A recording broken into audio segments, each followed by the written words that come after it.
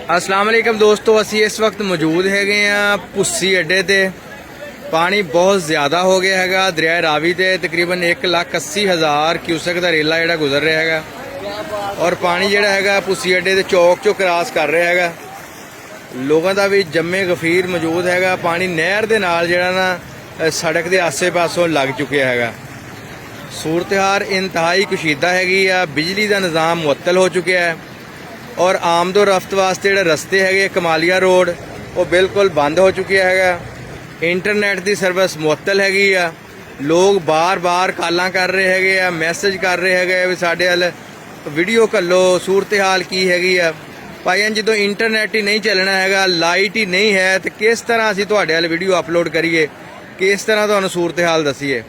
बहुत सूरत हाल खराब हैगी है। एक वीडियो बना रहे हैगे आ, ਹੁਣ ਕਿਸੇ जगह ਤੇ जाने हैं तो देखते हैं अगर कितों नैट की सहूलत अवेलेबल होगी तो औखे सौखे होके एक वीडियो तो अपलोड करते हैं ताकि तुहानूं ताज़ा तरीन सूरत हाल का पता लग जाए। बहुत खतरनाक सूरत हाल हैगी है जिहड़ी जिस स्पीड के नाल जिहड़ा पानी हैगा चल रहा, तुसीं देख रहे हो जिस स्पीड नाल पानी चल रहा हैगा ये बिल्कुल मुकम्मल शाम तक जिहड़ा हैगा ना जिहड़ी नहर हैगी है उहदे नाल लग जाना। अगर नहर का बन मजबूत रहा तो बचत हो जाऊगी, नहीं तो पीर महल तो कमालिया के 50 देहात जोड़े है वो भी इस पानी के नज़र हो जाने हैं।